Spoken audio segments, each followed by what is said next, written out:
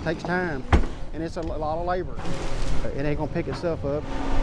Jason Watt is left picking up the pieces after his farm was hit. He lost some of his equipment, shop, and 2 trucks full of grain to the December 10th tornado. Farming is what we do here. We can't do without having a crop every year. And especially the way the expenses are, we can't afford to keep spending money on something that's not going to make it. Luckily, his winter wheat didn't take a significant hit, a small silver lining, because insurance doesn't cover what's in the field. The USDA is stepping in, but Watt says it's not as much as people think. We're not getting enough to pay a payment on anything. It's just the deal is you're getting some money to pay for the fuel and your time. And he's spending most of his time here on an excavator. I've been working on this particular job 42 hours, and as you see, I'm still not done, and I've got several more farms to do. It's going to take every bit of 6 to 8 months to get this cleaned up.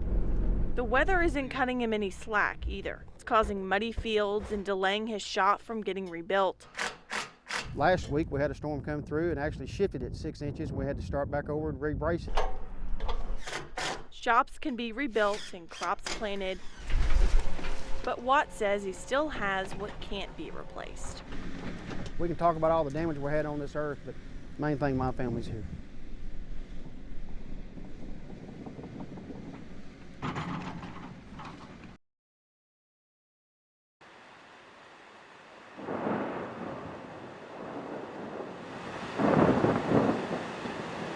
My ears popped, and then it hit, and it was very loud, very violent, and very fast. In about 10 seconds, it was over. Oh. In an instant, every facet of Tom Revis's life changed. His home, his church, his business, all damaged in the December 10th storm. So I've lived in the middle of all of the recovery, and then all of the tearing down and destruction of all of these buildings, all these landmarks that I've known all my life.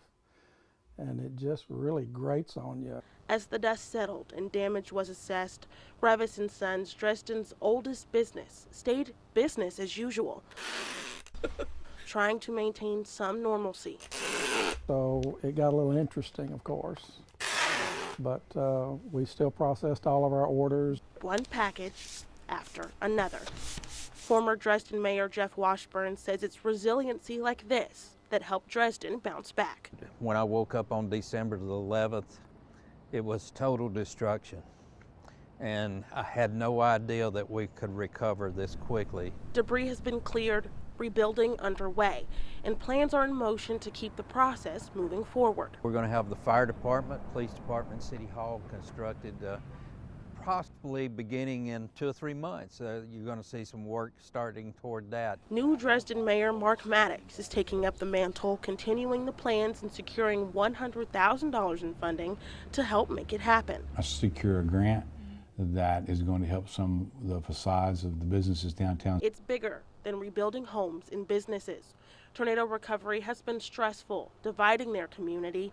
Maddox says it's time to bridge that gap. City aldermen, city employees, and citizens of this town to come together again, like we did in the first 5 days. A united front, even stronger than they were more than a year ago. To push forward and be a better Dresden. I've lived in this town except for about 9 years of my entire life.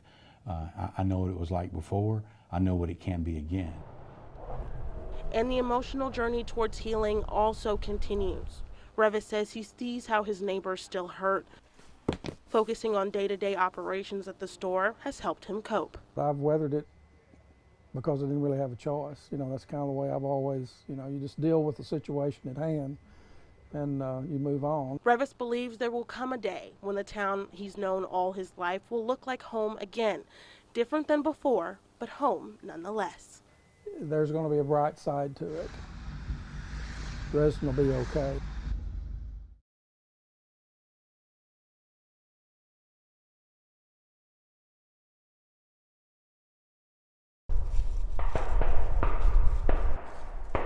Infantry has made contact with CP, establishing fighting positions now.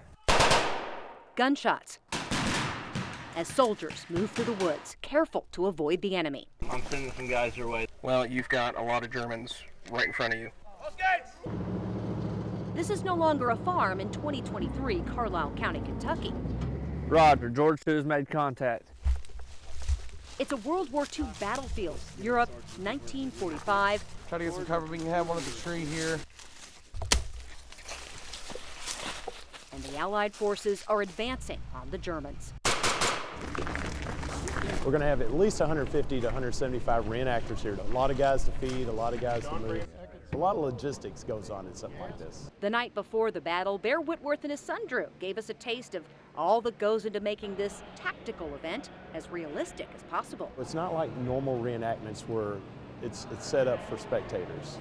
This is just for the reenactors, and this is our chance to get to maneuver with our weapons and our tactics that would have been in the 1940s. The equipment is authentic. Mine has a white stripe showing I'm a commissioned officer. It's what they call a follow me stripe. All of our weapons are real. Most of them are antique. Like Chester Vaughn's M1 Garand. Fires 8 rounds, and if you ever heard the stories of that, when you're out of ammo, all of a sudden it goes ping. This is called the end block. Makes that pinging noise. Out in the field, I got a chance to fire that rifle. Fire in the hole! Blanks only, that's all they use out here. If you're hit, Army nurses and medics are on hand to help. The uniforms, weapons, and equipment helps bring it all to life. These things were built with a 180-day life expectancy. That's all they expected them to live, because they're going to get blown up, shot up, run off of a hill or whatever. But so too do the veterans many of these reenactors carry with them. In Drew's case, his grandfather. I wouldn't be where I am today if it wasn't for him. This is probably your prized possession. Oh, 100%. The duffel bag he carried, Drew carries. So there's his name right there, Corporal James E. Whitworth. A farmer who could have gotten an exemption. He felt like it was his duty getting called to serve, so he went ahead and served. He did the occupation of Germany, and there were still some holdouts that didn't want to give up, but Dad had to try to make peace with the German people. His service inspired his son Bear's, Drew's too, and it inspires them to do this. If we can keep the memory of these people alive. People who faced far more than blanks. This one in the corner is the Battle of the Bulge. This is for the Battle of the Bulge. Is that the Bronze Star? Yeah. 99-year-old Bernard Sonny Anselm doesn't look at these pictures often. Which one is you? Do you One remember? on this side. This one? Yeah. He doesn't need them to remember. There's never a day gone by that something won't pop to your mind about it. Yeah. Is it hard to live with those memories? Yeah. This was his life during the Battle of the Bulge. 8th Division, 121st Infantry. It lasted several weeks, all right. It was rough. Along with 1 million other Allied soldiers, 500,000 of them Americans. When the Germans thought they had us surrounded and everything, and they called for us to surrender, but the general said, no, we're going to fight it out.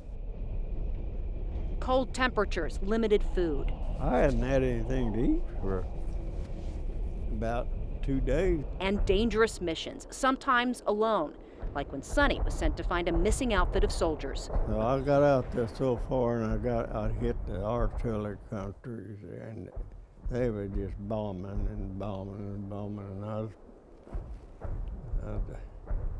stop where I could and hide and everything, try to dodge them and everything. And I got so far, and it got so bad that I just jumped off in a bombed out crater. And, I don't know how deep it was. Deep enough it had about a half ankle, half knee deep of water. He stayed there all night, and despite several close calls like that one, I never got a scratch in the whole war. Never got a scratch. what he lived through, now they bring to life for a purpose. This is more of a way of anthropology. You can let people kind of see firsthand, you know, how heavy something was, what the uniforms looked like, what they felt like. And this gives you a firsthand experience of what they went through. And the greatest generation's determination to serve, no matter the sacrifice.